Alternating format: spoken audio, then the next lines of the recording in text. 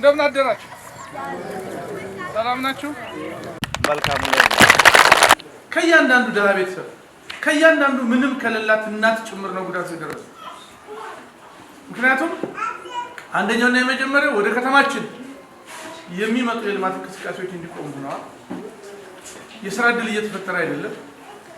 ልማቱ ቀርቶብን ቤተሰቦቻችን እንኳን ከሀገር ውስጥና ከሀገር ውጭ በነፃነት መጥተው ቤተሰብ ጠይቀው አመት በዓል ተጫውተው የሞተ ቀብረው አይሄዱ። እሱ ብቻ አይደለም፣ እኛ ራሳችን ቤታችን ውስጥ እንደ ግልገል ምን ይመጣብን እያልን ስናስብ ነው የምናየው። ቤት እንኳን የሌላት እናት ብትሆን እንደፈለገ የአርሶ አደር ምርት ወደ ከተማው የፋብሪካ ውጤት ከመሃል ሀገር ወደዚህ ስለማይመጣ በቀላሉ የምታገኘው ነገር የላትም። በቀላሉ የሚበላ ነገር በቀላሉ የፋብሪካ ውጤት መግዛት አልቻለችም። የጉልበት ሰራተኛ የጉልበት ስራ የሚሰራው ሀገር ሰላም ሲሆን ልማት ሲኖር ነው። ስለዚህ በቀላሉ የጉልበት ስራ ሰርቶ እሱንና ቤተሰቦቹን የሚያስተዳድር ሰው እንኳን የጉልበት ስራ ወጥቶ ለመስራት የሚያስችለው የሚያሰራው ሰራተኛ የለም። አይደለም ከውጭ ባለሀብት ያንጣና የሀገራችን ባለሀብቶች ጭምር አሰድደን የተጀመሩ ልማቶችን አቁመን ያለ ይሄ በተደጋጋሚ እየተነጋገርና ሁላችንም አንዱ ነን ወደሆነ ነገር ላይ መጣት ባለመቻላችን በእያንዳንዳችን አንኳኩቷል፣ ለእያንዳንዳችን ቤት ደርሷል ብለን የምንለው እሱ ነው።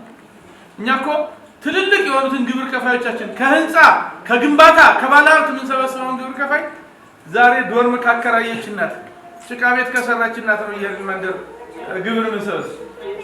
ልማት ቢኖር ትልልቅ ባለሀብት ቢሰራ የተጀመሩ ፋብሪካዎች ቢሰሩ እዛ ላይ ነው ግብር የምንሰበስበው እንጂ ዳህ እናት በጭቃ የሰራችው ቤት ላይ የዶርም እንትን የምናምን እያልን ልንዞር አንችልም ነበር።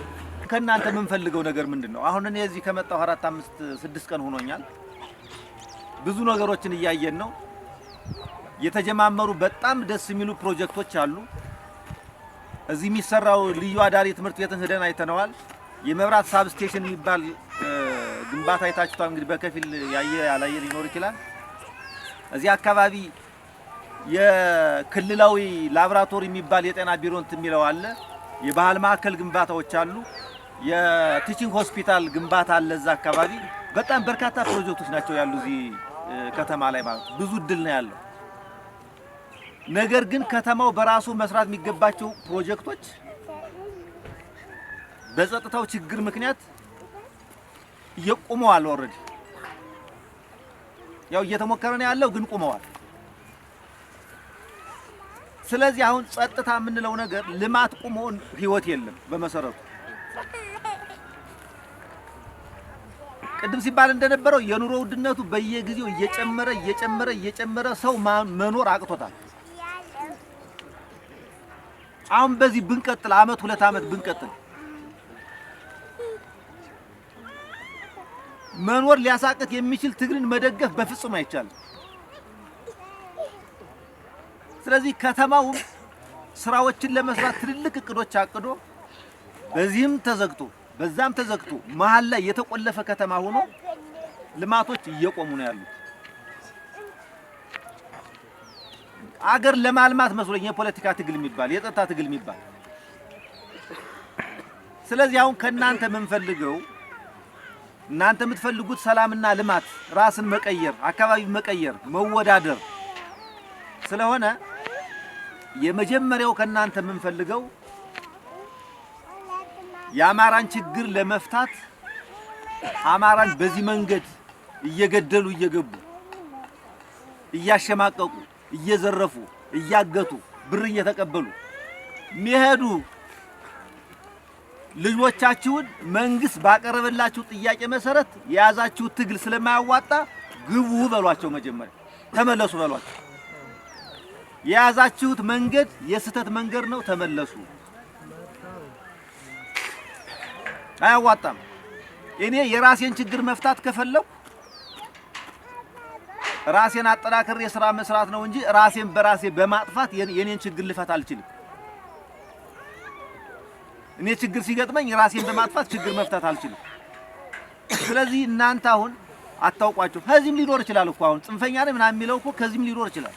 ይኑር። እኛ በግልጽ እየተነጋገርን ያለነው ከየትም አይመጣም። እዚሁ ነው ያለ አብሮ ይሰማል። እዛ በጓሮም ቁጭ ብሎ ሊሰማ ይችላል። እዚህ መሰብሰባው ቁጭ ብሎ ሊሰማ ይችላል።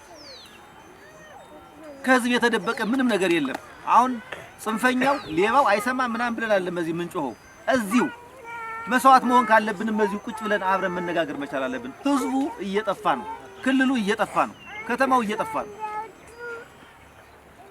ስለዚህ አሁንም አደራ የምንላችሁ እናንተ አሁን በሂደት እየገባችሁ መጥቷል። መጀመሪያ ያልተገባ ትግልን የመደገፍ አዝማሚያዎች ነበሩ። አሁን ሁኔታውን ስታዩት እናንተም የጽንፈኛው አካሄድ ችግር ያለበት ነው የሚለውን እየገባችሁ መጥቷል። ይህን ጥሩ ነው። በዛ ደረጃ አንድ ደረጃ ይቀራችኋል። ትክክል አይደላችሁም። ከተስማማችሁ ግቡና መንግስት ጋር ስሩ። ካልተስማማችሁ ዞር በሉልን ብላችሁ መታገል አለባችሁ።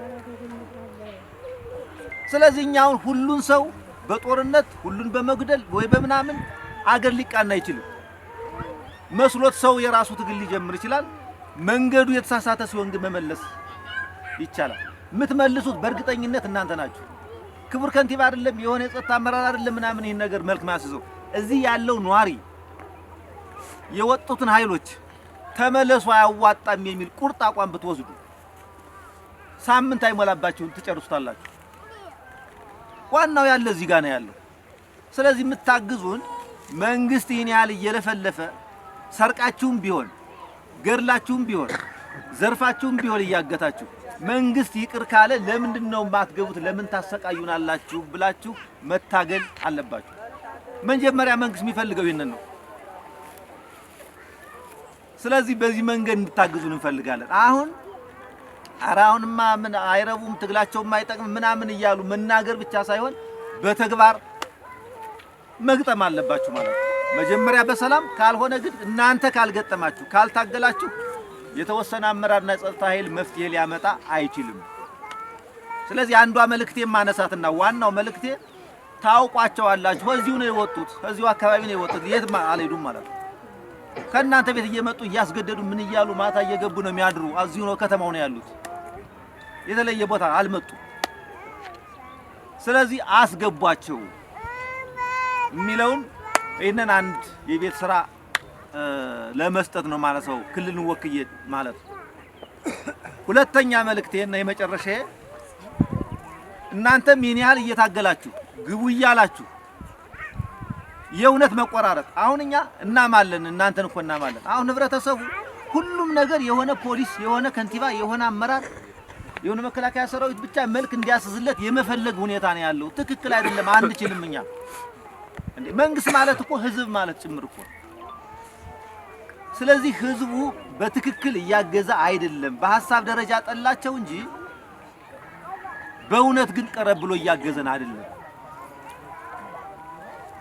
በዚህ ደረጃ ማገዝ አለባችሁ። ስለዚህ አሁንም ከተማ አስተዳደሩም እየለመነ ነው፣ መከላከያ እየለመነ ነው፣ የአካባቢ ፖሊስ እየለመነ ነው፣ ሚሊሻ እየለመነ ነው። ግቡ፣ ተመለሱ፣ ወደ ሰላም ወደ ስራ ግቡ፣ ተደራጅታችሁ ስራ ስሩ እያለ ነው። ይሄንን እንዲቀበሉ አድርጉ። ቁጥር 1 መልእክቴ ነው። ቁጥር 2 ይሄንን አንፈልግም እያለ ወላጅ የሚነግረውንም ማይሰማ መንግስት የሚነግረውንም ማይሰማ ሁሉንም አልሰማ የሚል ካለ ግን እስከ መጨረሻው ድረስ አፈር ድሜ በልቶ ተገዶ ይገባል ማለት ነው። አፈር ድሜ ጥፋት ሊኖር ይችላል፣ አማራጭ የለው። መንግስት ስለሆነ የግድ ህግ እናስከብራለን ማለት ነው። ከዚህ በፊት ግን ሰው ይግባ ይመለስ